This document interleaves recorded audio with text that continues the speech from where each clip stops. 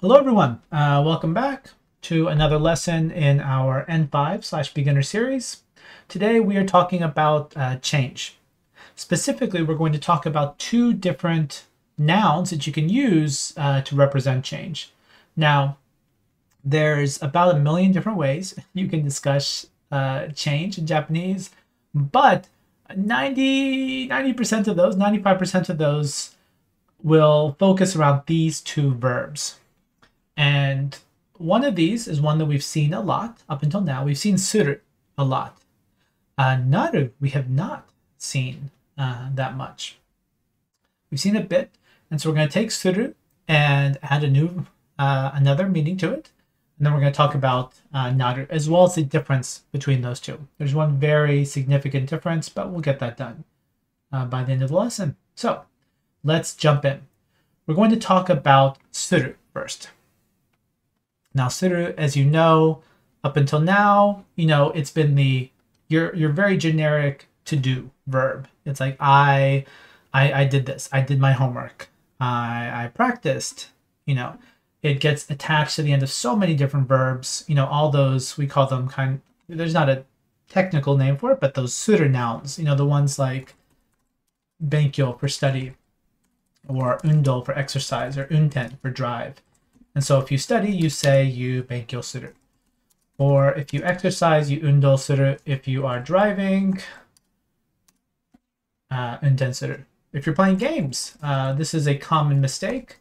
Most people will think I'm translating, so I'll say if I'm playing my current obsession, which is Deep Rock Galactic, you'd use the asobu verb to play. That's not the case. You use suru. So, as you can see what's on the screen, the thing I want you to remember, if you don't remember anything else about suru, is that it's a doing verb. It's action. And so who does the action? The subject of the sentence. Now, sometimes the subject isn't mentioned, of course, or sometimes we have the topic, but it's the speaker or the subject of the sentence that's doing the action. So how does this tie into change? It is used when we're talking about change that the speaker or the subject created. It's a change that you did, that you made. Now, let's take a quick look at how we form them, and then as soon as we see the examples, you'll see that it's quite clear. So let's jump into usage. Now, because we're talking about a change, there are ways to use other verbs to discuss changes, but we will not get into those today. We're going to keep it simple. Because of that, there's not really a way, without getting into more complex Japanese, to use verbs with this formation. We're going to use nouns, non-adjectives, or e-adjectives. And when we use these, if we have either a noun or a non-adjective, we're going to follow it with ni suru. So let me give you a quick example. Let's say, and you're going to see a full example later on. If we're talking about a dog, as a noun, it would be inu ni suru. We're just taking that noun, we're adding ni suru on the end of it. If it's an adjective, we have our non-adjectives, for example, to make something clean, kirei ni suru. These are great. There's no spelling changes. You just slap that ni suru onto the end of it. However, with the e-adjectives, we're actually switching it over to the adverbial form. We haven't really talked about that yet. We've talked about a whole bunch of different ways. We've talked about positive, negative, past, present, all that good stuff. The adverbial form is very simple. If you have something like kawaii, you rip off that last e and you add a ku. So if kawaii is the adjective, kawaiku is the adverb. And you actually probably already know some of the adverb forms. You probably just didn't realize it. Because often some of the more common adverbs that come from adjectives, we learn them as separate words. And I'll give you a couple just to show you. You've probably seen this before, hayaku. What does hayaku mean? Anyone?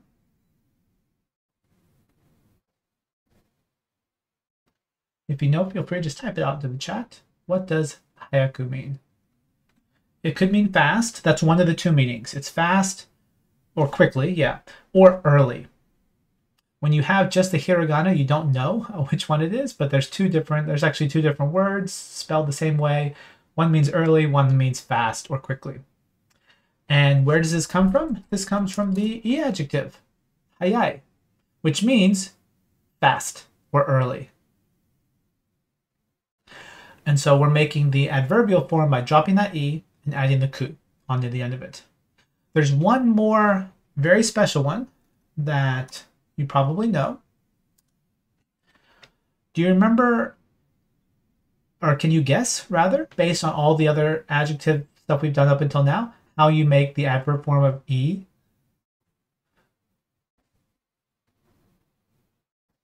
Right, it's yoku. And by the way, I see a couple of people typing in Romaji, and I just want to say that's awesome.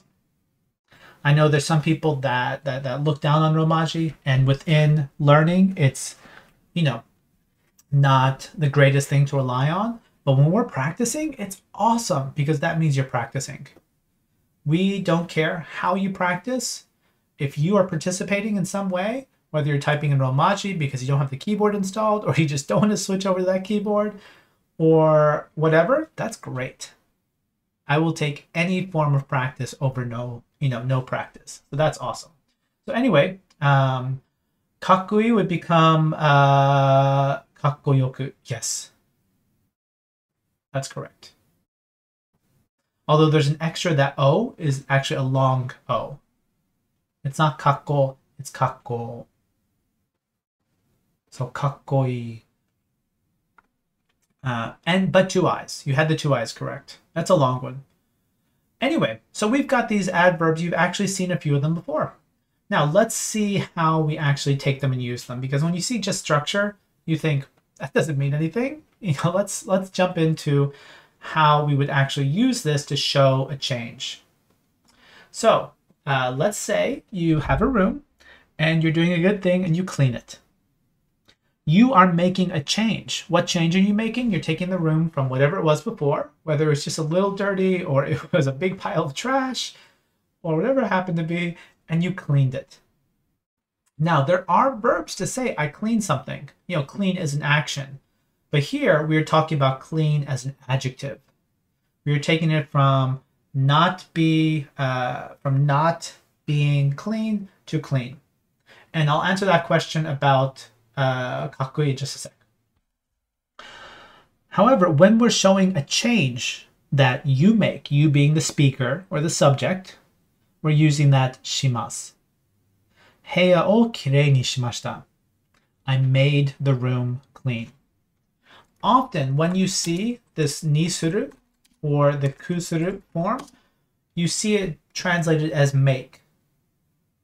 Because we often show that, I made the room cooler, I made the room clean, I made the curry spicy. Whenever we show a change that the subject is using, we often use the word make to describe that. And that's no different here. Now, before I continue, someone had a very good question. So this whole e thing, this is a word by itself, and e means good, and e is actually another form of yoi, which is where, if you look at it now, you can actually see yoi goes into yoku. And e, as a form of yoi, also becomes yoku. Now, kawaii, as cute, is a verb, or not verb, it's a word by itself. It's not kawa plus e, it's kawaii.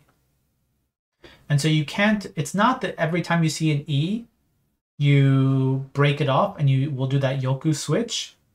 It's whenever you have the word e, it's going to make that change. And just to jump down the rabbit hole just a little bit, so we've got this word, kakkoi. What does this actually mean? What does it actually mean? Let me show you something. Let's have Renshu pop something up for us. There's a lot of kakkos, but the one that I'm looking for is this one. Good picture. And look at, the top couple of examples. It's probably closer to appearance or figure. You could go with either.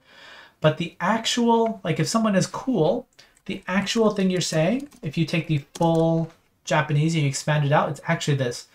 Kakko ga ii. If you're cool, you often refer to the way someone looks. It's not just that, it's their personality and whatnot. But as an example, you're saying, oh, you look cool. The way you look, the way you present yourself, that's cool. Kakko ga ii. So it's actually a phrase that uses that adjective good inside of it. Your kakko is good. Now, over time, it has gotten shortened to kakkoi. But that e is still coming from that adjective good. And so with this one, it's kakko yoku. But that was an excellent question, because if you didn't know that ga used to be in there, you couldn't see that connection. So I love questions. And I always think if one person asks a question, there's probably 5 other people that wanted to, but they didn't feel like asking. So if you ever ask something, never think, oh, it's just me that wants to know that. I bet other people do. All right. Let's jump back into the examples that we have. So let's take a look at this example. Koinu wa watashi o eigao ni shimashita. Excuse me. So here, the subject is the puppy. The child dog, the puppy. And what did the puppy do? It changed me, the speaker. It changed I. What did it do? It changed me from not smiling to smiling. It made that change happen. And even in English, we would probably say the dog made me smile. Now, again, some of you that have more advanced Japanese might be thinking, oh, there are other ways to show forced actions. Smile is an action. There's causative forms. There's a whole bunch of other things we could go into. But here, we're looking at a simple change of state. The change of not smile to smile. No smile to smile. And that suru is being used to change that. Now, let's look at a few more examples. Let's say if you're a meat eater and you come to Japan, I highly recommend the yakiniku, which is, where you get the meat raw in front of you and you cook it on a little grill that's, 6 inches away from you, and try not to burn yourself or smell like grilled meat by the end of it. And usually there's 2 toppings you can choose. You can get the meat with salt on it, or you can get it with tare, which is a sauce. And I don't know why I talked about that, but I saw shio and meat, and it made that pop up into my head. So look at this. What does salt do?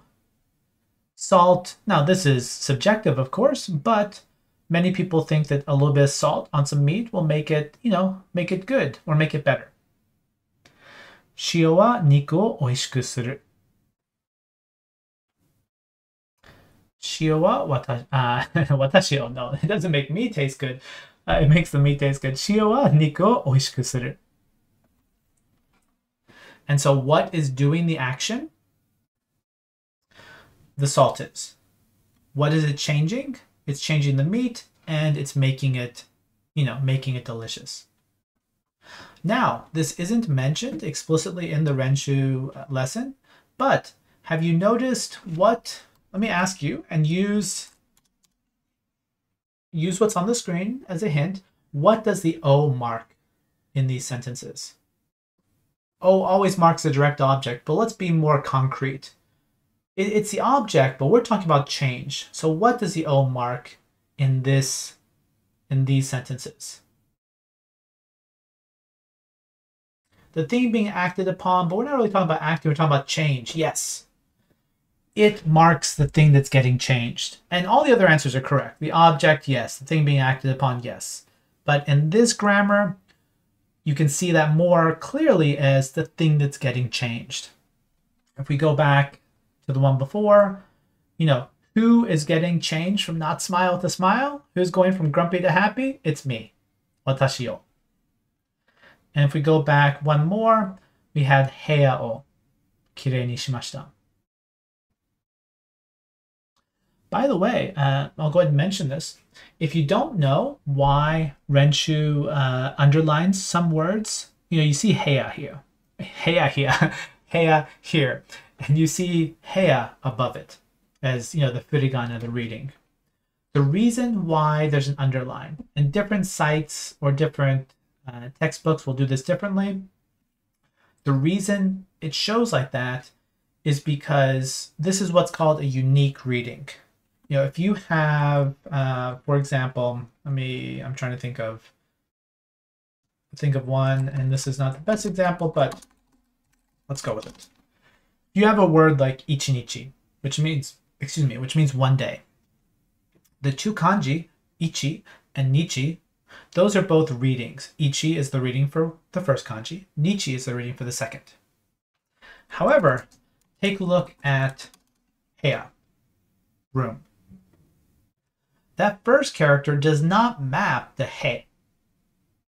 You cannot say the reading for the first character is he. Now, it just happens to be the case that the second character can be read and is usually read as ya. However, when you're looking at these, it's not that one is he and one is ya. It's that the whole word can be read as heya. And that's marked by an underline in Renshu's system. A more common one that you often see, yes, I was about to type it, you beat me to it, is kyo. There is no way to say, well, that first character is getting the kyo. And the second character is u. It doesn't work that way. And the person above gave another excellent example. That same word, ichinichi, can also be read as tsuitachi. And it's a unique reading where you can't break it up. Anyway, let's get back to what we're doing. So there's one more way that we can use this, which is, this is not a change exactly. You could think of it that way, but you also see nisuru being used when you're deciding on something. I suppose you could think of that as a change from not being decided to deciding, but you'll often see this when you're at a store or at a restaurant and you're choosing something. So usually when you're at a restaurant, we're not going to go into all the different things you can say, but Japan is very big on set menu, where you order the lunch A set, and then it comes with, a bread or rice, and then you have a drink, which is tea or coffee or apple juice or whatever. And when you order something, you usually say, whatever you're ordering, and you might say something like this: nani nani o hitotsu, one of these. However, if there's ever a choice that needs to be made, a selection, you will often use this. So they'll say, oh, we have curry and we have hamburger. I'm not sure why that would be a choice, but let's go with it. We have curry or we have hamburger. Which will you have? And this is either, it's usually the I'll choose or I'll have, and then whatever it is. So kare ni shimasu. And so you hear this often at restaurants. Now, the cool thing about this is it's not that restrictive, actually. It's whenever you decide on any noun, you can use this. And so here we're deciding on food. But let's say you are talking with your family and you're trying to figure out where you want to go for your trip next. You could say something like this: 次の旅行は北海道にしましょう. For our next trip, let's do, or let's choose, let's decide on, but we'd probably say let's do, or let's go to, let's do Hokkaido. And so whenever you are choosing something, this nishimasu represents that choice being made. So we've got our two different forms. What's the logic behind the ni particle being used? That I'm not quite sure what the technical reason behind it is. I bet someone does know here on the Discord, but for all my knowledge of Japanese, I'm very competent in using it, but I am not of the linguist bend in the sense that I don't try and dig deep into why every piece of a sentence goes the way it goes. Some people love that, and that's great, but I am not one of those. And so I often recommend that people learn things as sets or patterns or chunks. And so that's the same reason that in most textbooks, when you see this taught, you will see it taught as nisuru. And it may be beneficial to some people to learn, oh, ni means this, or it's because of this usage. But for me, and again, it changes from person to person, it helps me to not get tied up on each little chunk because it speeds up my thinking. And that thinking translates to reading, to speaking, to writing, all that good stuff. I just think of it as nisuru. Those two guys, they go together. So we're going to have noun nisuru, we're going to have na adjective nisuru, and it's just the way it is.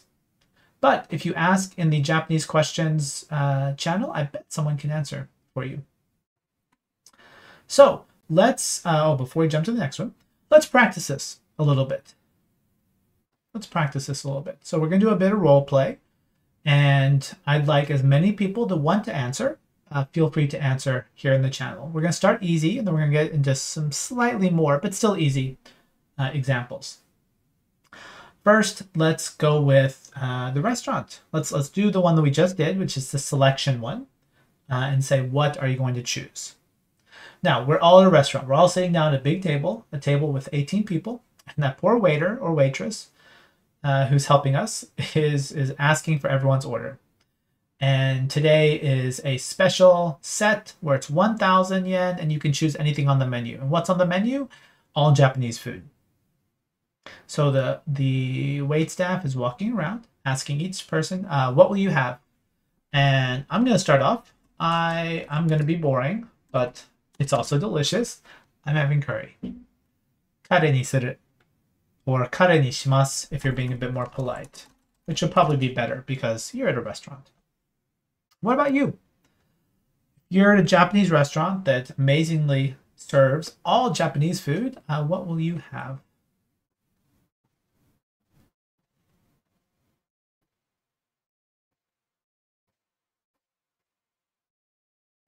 So we've got one person having sushi, someone else having okonomiyaki.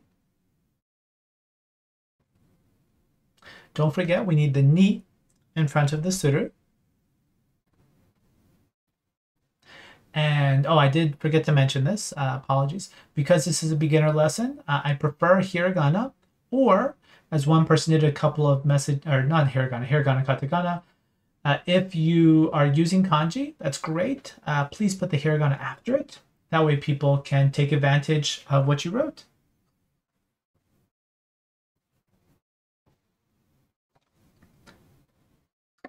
This is an issue that I think all of us suffer through, regardless of how, proficient we are in Japanese, which is when to extend vowel sounds when writing katakana. And it's so hard. But keiki is, there's only one, you're only stretching out that middle one. So let's come up with a mnemonic for that right there. What's that line? What do you use to cut cakes? A knife.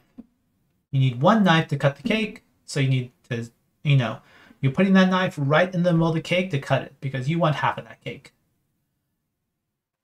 So that's why there's one. If there's two people cutting that cake, you're going to have problems. You might lose a finger. We don't want that.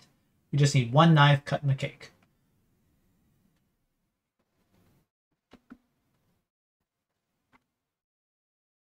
Okay, so we have other people doing sashimi, sukiyaki. I've actually never had sukiyaki before.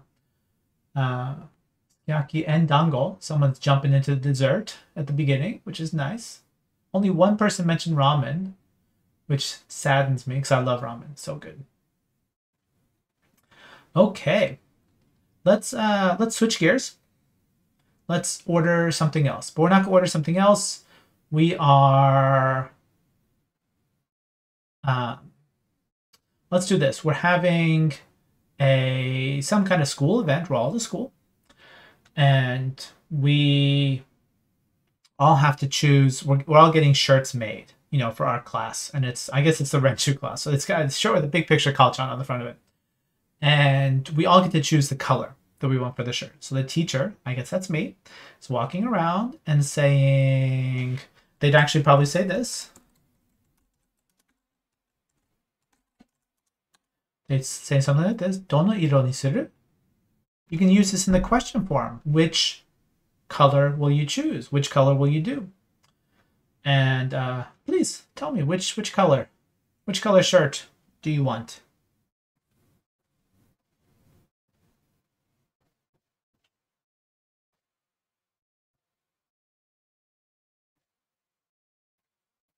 Now, this is a bit specific, but if a question like this comes out, you usually will not use, so Japanese colors are weird, but you can say ao, blue, or you can say aoiro, which is the blue color. You'd probably go with ao. So you would just say ao ni shimasu.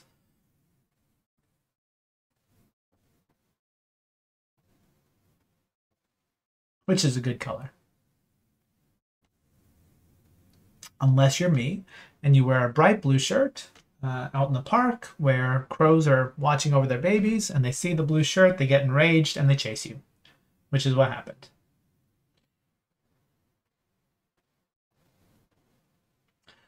Now, Midori is an interesting one. Midori has a rather limited usage in Japan, which sounds crazy because Midori is Japanese. But especially with colors of things, shirts, rooms, paper, and whatnot, you often see green, more so than you see Midori. And unfortunately, I can't give you a clean answer as to when you use one or the other, but I know if you were in a store and it had a list of all the colors, it would definitely be green.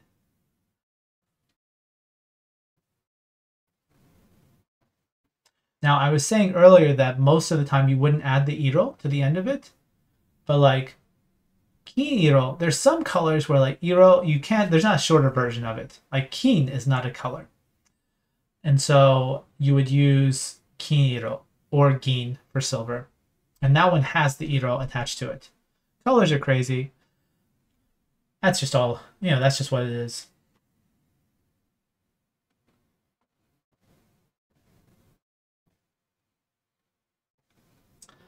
Colors do have counters. Yes, and actually the counter is the same kanji as iro, but it's pronounced differently.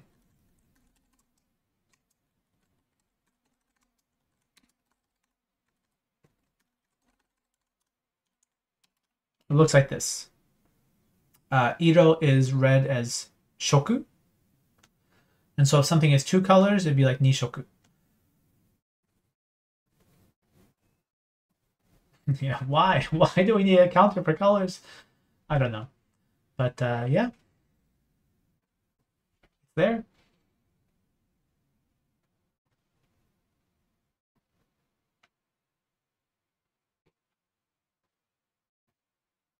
I think every language has things in it that makes you throw your hands up and say why. Languages are living, and so there was no committee that decided let's make this simple. And so we just get what came out naturally from tens of hundreds of millions of people speaking it over thousands of years.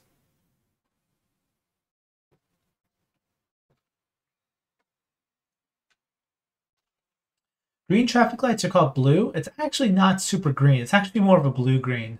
But the word blue, or ao, is used for a lot of things that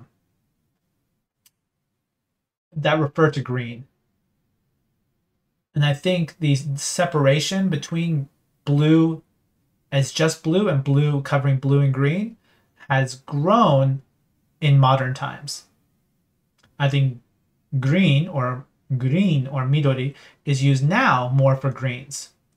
But for words that are older, they've been around for a long time, you see some that stick with all, referring to green.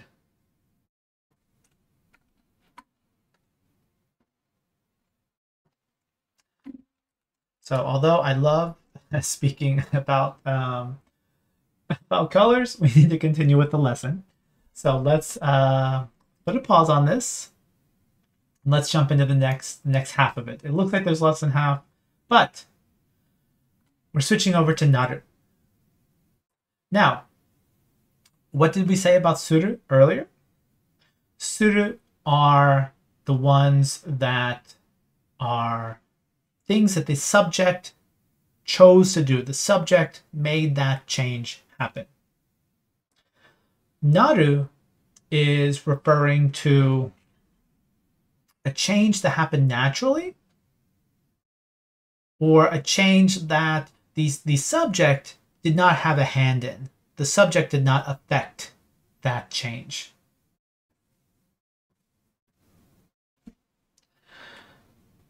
So that's naru. So let's jump into it.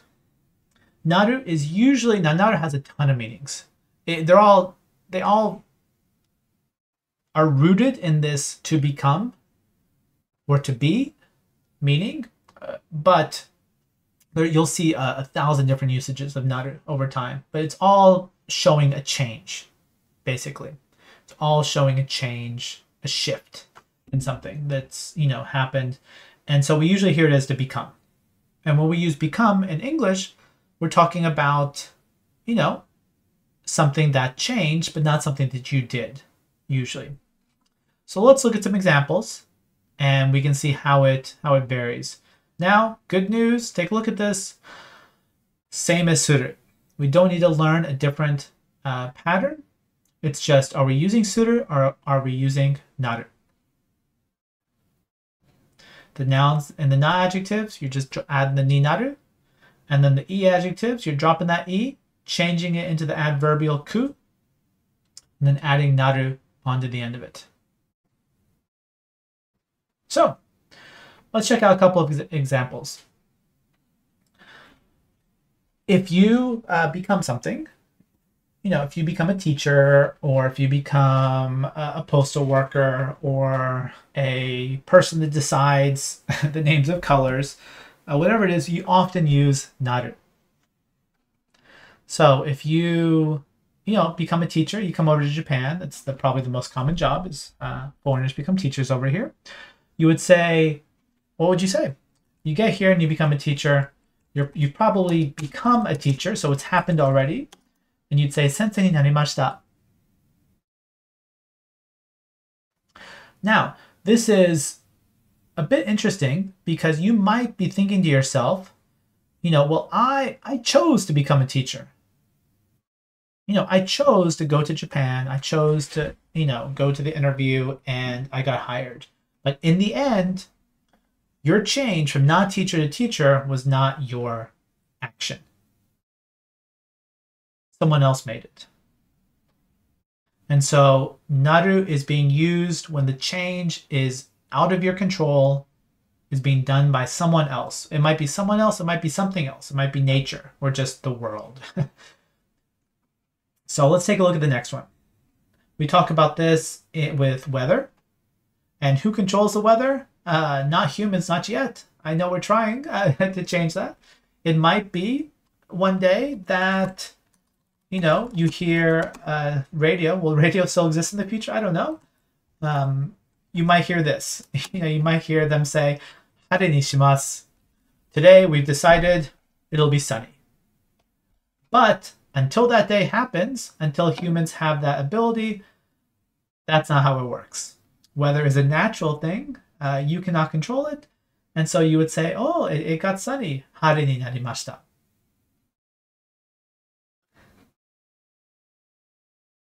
If something becomes popular, a song, maybe Renshu one day in the future, we're still pretty tiny, but it might get popular. A song, a movie, a color, midori, whatever it is, Ninki means popular or popularity. Ninki ni naru. You know, it becomes popular. Now, oh, I have a I'm gonna get to that question in just a sec. So one sec, but and I'll get to it. Let me go through a few more. There's actually about 1,000 different examples. There's only one more inside friendship. We're gonna go over a bunch. Ringo wa akaku natte imasu. So before we had the ni naru, you know, we had a na adjective or we had a noun. This one we're referring to the state of the apple. You know, the apple is, and what's the word we'd use in English? You don't hear this too often, and I'm probably misspelling it. No, I don't think. I think that's right. It's reddening. It's getting red.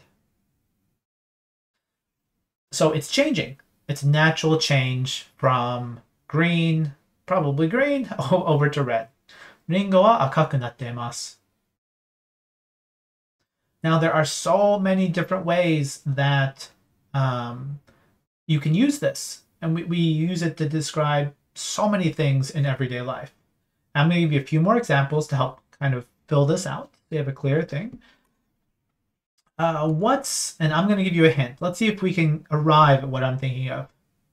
What if you have a family member, a child, say a nephew or a niece, and you haven't seen them for a while, and then you see them, you know, after a couple of years? What's something that adults often say to children after they haven't seen them in a while? And the kids will smile if they're still young enough. Otherwise, they'll roll their eyes. The eyes will pop out of their head when they hear this.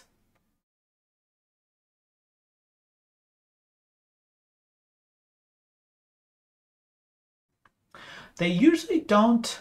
I mean, they might say you've gotten taller, although you would literally say "Seiga takaku nattemasu." But I'd say well, at least in my worldview, the biggest one that people say is, "Oh, you've gotten bigger," right? And bigger doesn't mean bigger in any specific dimension. It's just you're getting closer to being an adult. So you might say something like this. 大きくなりましたね. Or even if they're not an adult, you know, what's something you say with someone that, you know, they might be 8 years old or 10 years old. They're not an adult yet, of course, but they're acting more mature. And you'll say, oh, you're an adult now. That's amazing. And they're not an adult, but you still say that. Oh, you say oki all the time. Yes. You're not saying big in the sense of, for example, weight or body size. You're not saying it that way. I don't. Well, wait. I'll respond to your question in a second. But it's extremely common when referring to kids. I wouldn't refer, like, when you get to say teenagers, I might hold back from that, because teenagers are going to hate anything you say about them that's positive. They're going to say, shut up, that's embarrassing. So I wouldn't in general say that to anyone. But you do hear people saying, wow, okiku narimashita.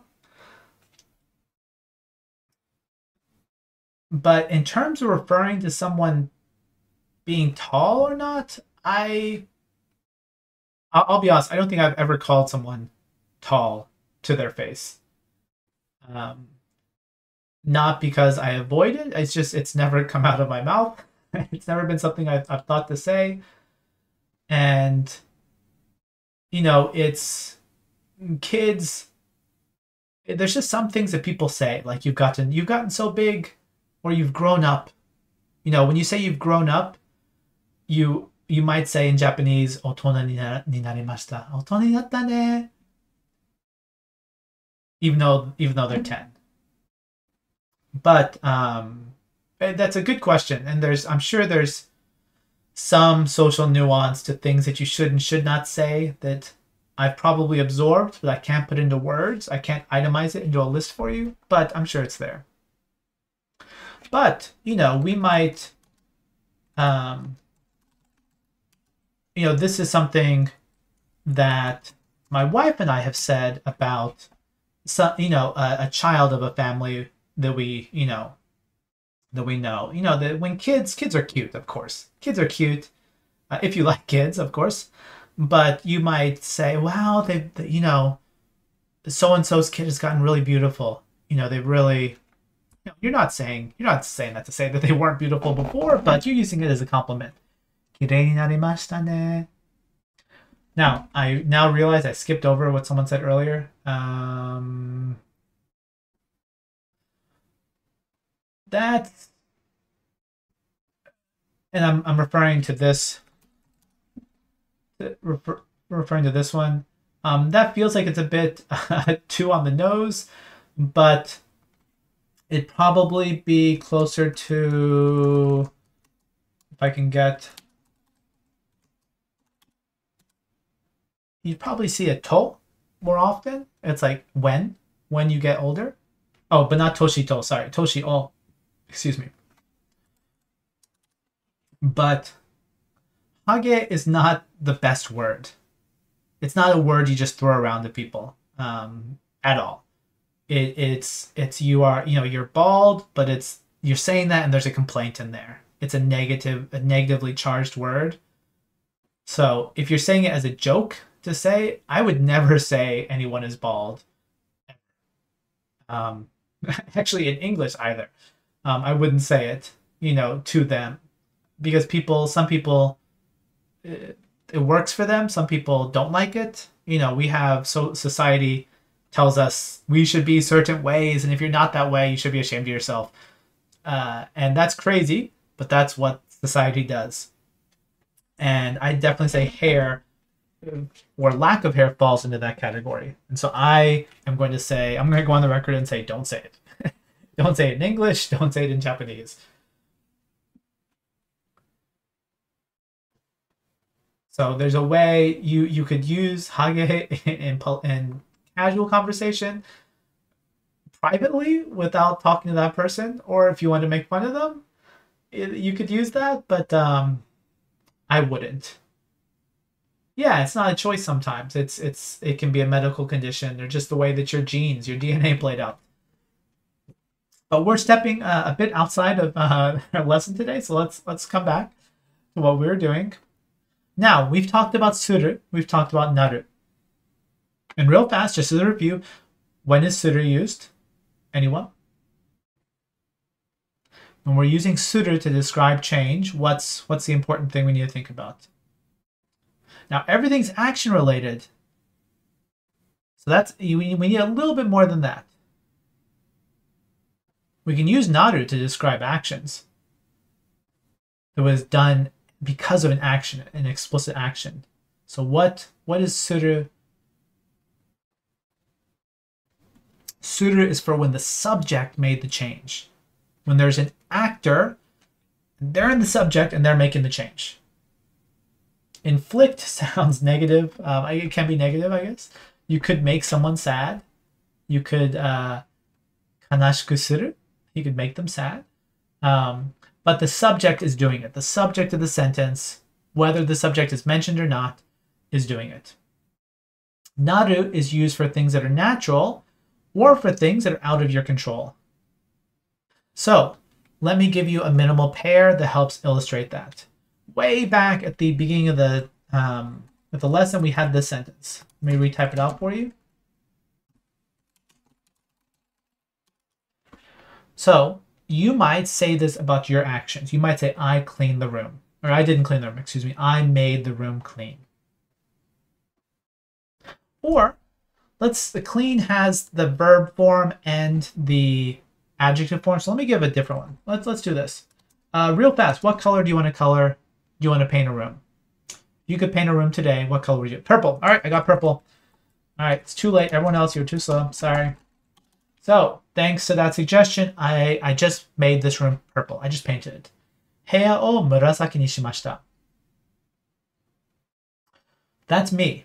That's Michael making this change.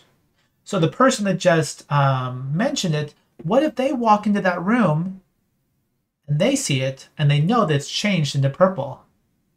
they would say this.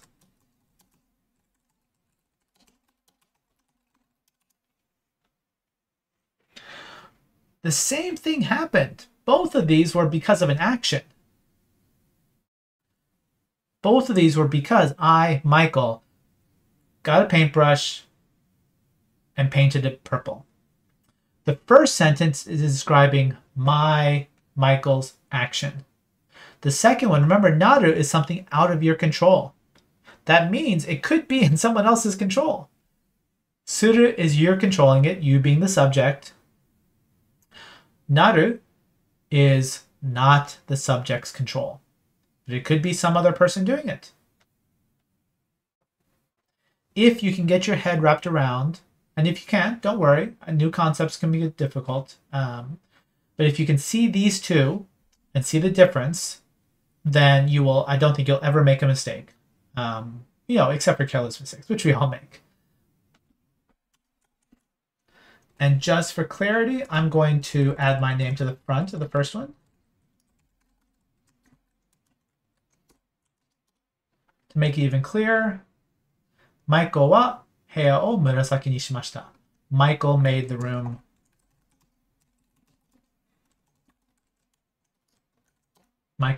purple.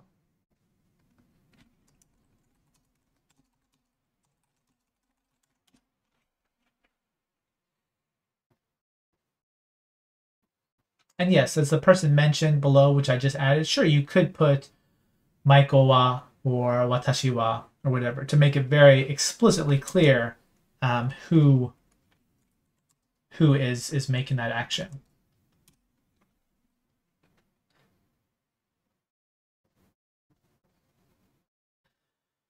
Yes, if you wanted to use that verb, paint, sure.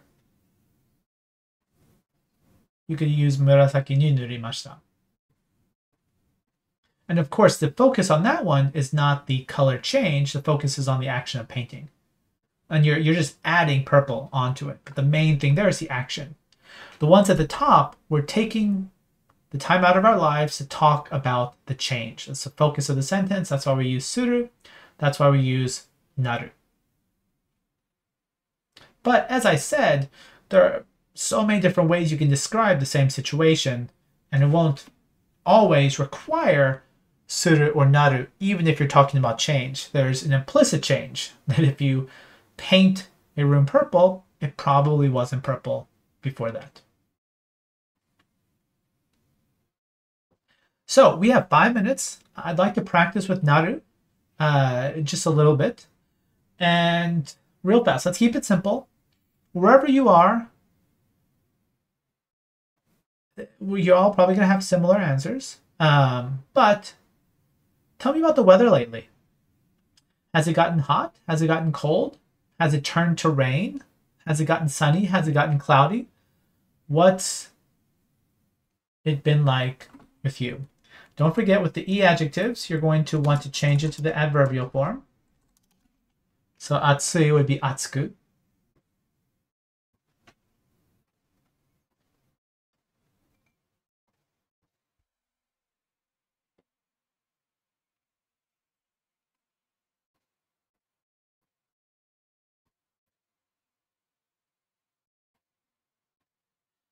And it might seem, if you're still in that, I want to translate it directly over to English, it might seem strange saying, ame ni narimashita. It became rain. What? It changed into rain?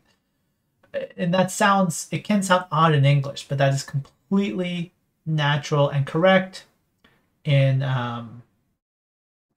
Japanese. Ame ni narimashita. It turned to snow, it turned to rain, it became cloudy. And you would say it became cloudy.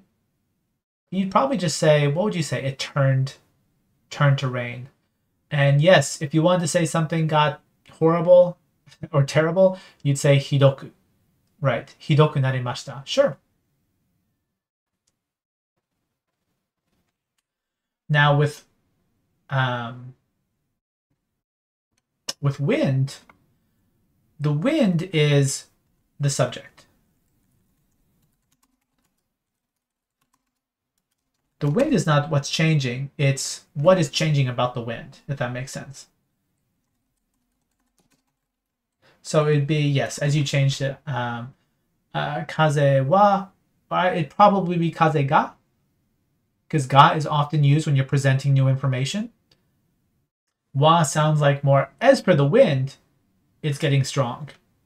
But usually you're stating it because you're bringing new information to the table. You're like, it's gotten windy, or the wind has strengthened. So it would probably be kaze ga tsuyoku narimasu. But you don't need the ni. You either need the ku or you need the ni, but you don't need both because they're both acting as the same thing. So tsuyoku ni narimasu.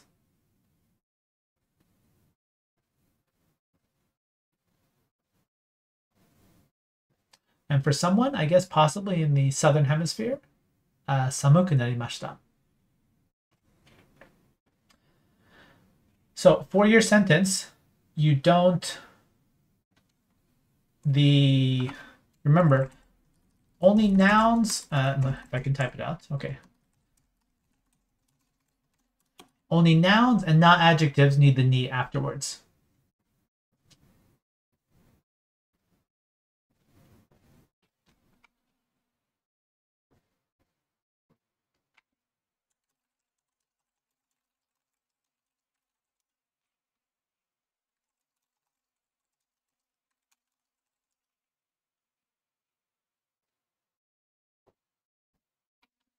Anyway, thank you so much for all those live examples, which is great. We're out of time. If there's any final questions in the last couple of minutes, let me know.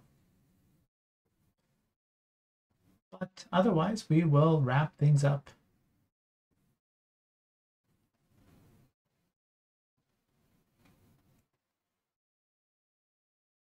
And of course, you'll be able to look at this video later on inside Discord or inside of Renshu if you need to look at how would Naru usage change with other particles. I always hesitate to say anything with 100% and then find out that there's one special rule because there's always a special rule. I cannot think of anything where you'd have Naru and O in the same sentence. Because O is showing the recipient of the action, and Naru is describing the change of the subject. So there's no one. Oh, okay, wa. Wa, it's a larger topic. You could have sentences with Naru that are wa and with ga. And it depends on context as to which one you would use. And unfortunately, it would take a lot more than 1 minute to explain that in detail. But yes, I apologize. I can't answer that simply.